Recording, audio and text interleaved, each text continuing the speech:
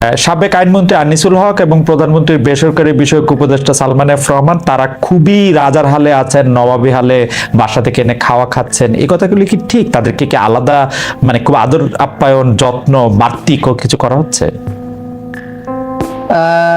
না, বাড়তি কিছু করার তো কোনো কারণ দেখতে পাচ্ছি না। তারা কি বাসা থেকে আনা খাবার খাচ্ছেন? আমি জানি না তো।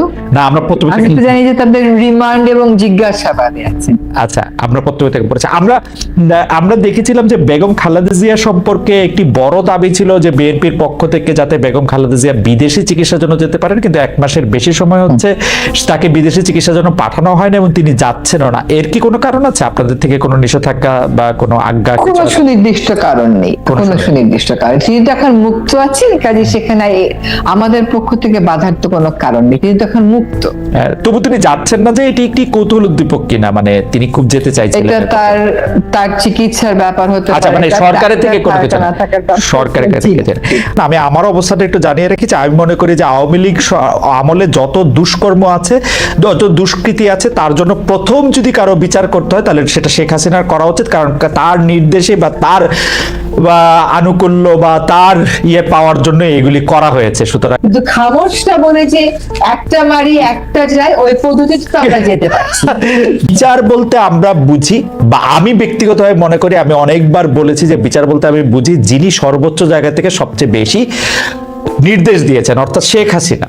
আমরা গত সরকারের প্রধানমন্ত্রীর বিচার করার জন্য আমরা আসলে কি উদ্যোগ এই মুহূর্তে নিচ্ছি, তিনি এখন কোথায় আছেন, সরকারকে এই ব্যাপারে একটি শ্বেতপত্র বা একটা কোনো কিছু আমাদের জানাবেন?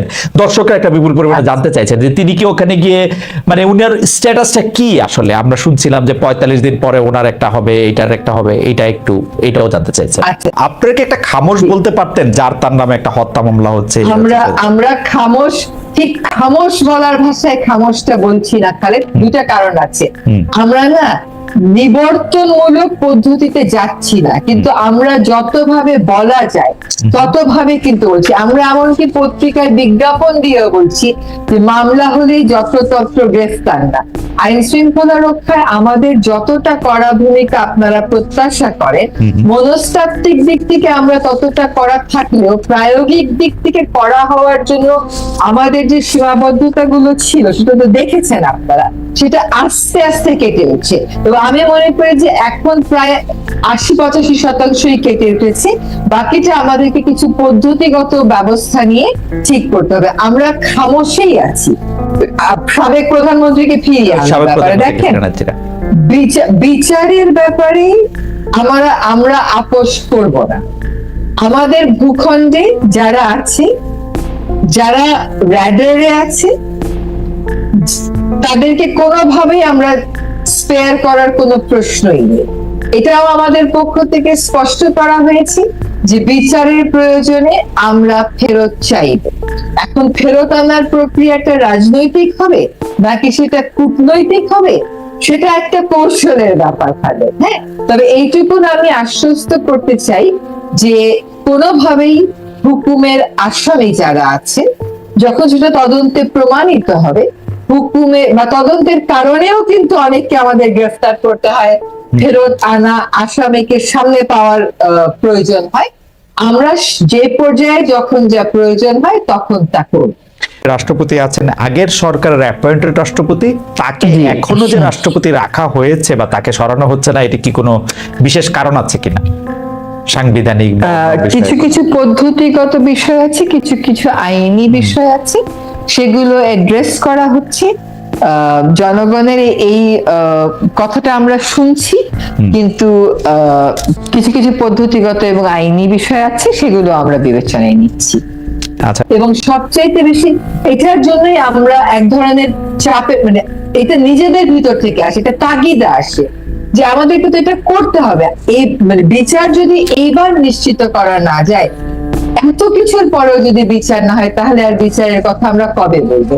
কাজে এবার বিচার আমাদেরকে নিশ্চিত করতেই হবে এবং সকলকে একসাথে মিলে, সকল আদর্শ মতবিরোধ ভুলে আমাদেরকে এই পয়েন্টে এক হতে হবে যে আমাদের বাচ্চাদের বুকে যারা গুলি চালিয়েছে, যে হুকুম দিয়েছে, যে বাস্তবায়ন করেছে, সকলকে এটার বিচারের মুখোমুখি করতে হবে। আচ্ছা, আপা সুইডেন আসলাম সহ বেশ কিছু শীর্ষ সন্ত্রাসী ছাড়া পেয়ে যাচ্ছেন, মুক্তি পাচ্ছেন, এই সম্পর্কিত খবরের পত্রিকা আসছে, সেইটি কি আসলে ঠিক? জি, পত্রপত্রিকায় এসছে। কারণ তার একটা ক্ষেত্রে দেখা গেল যে 20 বছর জেলে ছিল, তারপরে কোনো একটা সময় কোর্টে চলে গেছে, সেগুলো যে সরকারের অনুমতি নিয়ে বা সরকারকে জানিয়ে গেছে তা কিন্তু না। তাদের আইনজীবীরাই ওটা করেছে, সরকারের সেগুলোর উপর নজর আছে। আচ্ছা, লাস্ট ব্যক্তি জনাব তারেক রহমান। অনেকেই বলছেন যেহেতু জনাব তারেক রহমানের বিরুদ্ধে মামলাগুলি এখনো পেন্ডিং, সুতরাং তার মামলাগুলি আসলে নিষ্পন্ন করার আগ পর্যন্ত বাংলাদেশে কোনো নির্বাচন হবে না এবং তার মামলাগুলি ক্রমে নিষ্পন্ন করা হবে। এরকম কোনো ডিরেক্টিভ বা ওরকম কোনো আলোচনা জনাব তারেক রহমানের নিয়ে আপনাদের মধ্যে আছে কিনা? নির্বাচন নিয়ে কোনো ব্যক্তি কেন্দ্রিক আলোচনা নেই। আর আপনি যেটা বললেন, কোন দলের কোন নেতাকে নিয়ে আমাদের কোনো মিটিং এ এখনো পর্যন্ত কোনো আলোচনা হয়নি। আলোচনা হচ্ছে পদ্ধতি নিয়ে, আলোচনা হচ্ছে যে কাগজপত্রগুলোকে আমরা কেমন করে ঠিক করবো। ওনার মামলা না, আমাদের সংবিধান, আমাদের ইলেকশন কমিশন আইন, এসব আমরা কেমন করে ঠিক করবো। কাজে ওনাকে মুক্তি না দেওয়া পর্যন্ত নির্বাচন হবে না।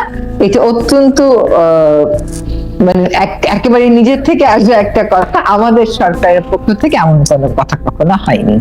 আপনি অনেকগুলি মামলা, এটি শেষ প্রশ্নই পড়বে, আপনি অনেকগুলি মামলা, সরকার আপনার প্রতিপক্ষ, এখন তো আপনি সরকারের অংশ, ওই মামলাগুলি এখন আবার চালানো হবে কিনা? অনেক ভূমিদস্যু, অনেক পরিবেশ দস্যু, কি বন খেকো, জল খেকো, বালু খেকো, এদের বিরুদ্ধে এগুলি আবার এখন চলবে কিনা? চললে সেটা কনফ্লিক্ট অফ ইন্টারেস্ট হবে কিনা?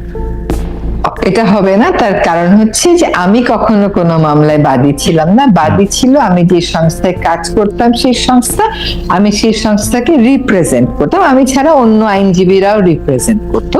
তো এখন ওই সংস্থার সাথে আমার আর কোনো সম্পর্ক নেই। ওদের general membership, executive membership, chief executive কোনোটাতেই আমি নেই।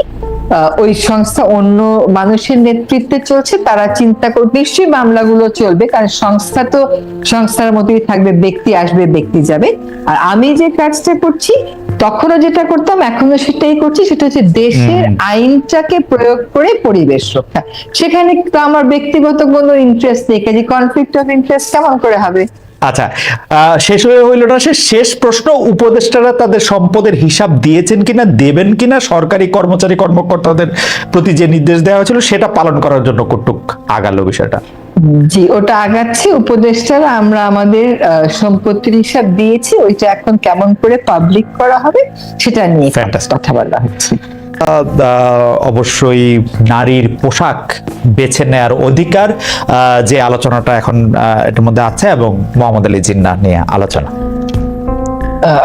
খুব সহজ উত্তর, আমি আনু ভাইয়ের সাথে সব ব্যাপারে এ ব্যাপারে আমার কোনো দ্বিমত নেই।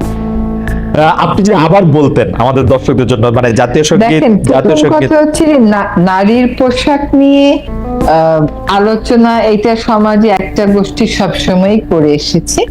নারী কি পোশাক পরবে, কোনটা শালীন, কোনটা অশালীন, এটা আপনি আপনার দৃষ্টিভঙ্গি দিয়ে দেখতেই পারেন, কিন্তু আপনি আমার উপর কোনো কিছু আরোপ করতে পারেন।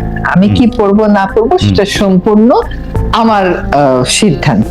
দ্বিতীয় হচ্ছে যে জাতীয় সঙ্গীত নিয়ে একজন তার বক্তব্য উপস্থাপন করেছেন, যিনি উপস্থাপন করেছেন তার একটা রাজনৈতিক, তার পরিবারের একটা রাজনৈতিক পরিচয় আছে, সেজন্য এই কথাটা বহুভাবে আলোচিত হয়েছে। এইটার আমি এখনো পর্যন্ত এটাকে সমর্থন করা কোনো মতবাদ দেখিনি, সব মতবাদই বিরুদ্ধে গেছে। এই প্রসঙ্গের উনি কেন অবতারণা করলেন, উনি কিছু যুক্তি যদিও দিয়েছেন, কিন্তু আমার কাছে মনে হয় সমাজ সেই যুক্তি একেবারেই গ্রহণ করেনি, এবং আমি মনে করি না যে এখন আমরা এই আলোচনা নিয়ে যথেষ্ট পরিমাণ সময় দেওয়ার মতন সময় আমাদের হাতে আছে বলে আমি মনে করি। এখন রাষ্ট্র সংস্কারের কাজেই ব্যস্ত থাকা দরকার। আরেকটা হচ্ছে যে যেটা আনু ভাই বলেছে, এটাই তো ঠিক যে একজন রাজনৈতিক ব্যক্তিত্ব, তার রাজনীতি নিয়ে আপনি আলোচনা করতেই পারেন, কিন্তু হঠাৎ করে এই আলোচনা কেন উদ্বেগ হলো?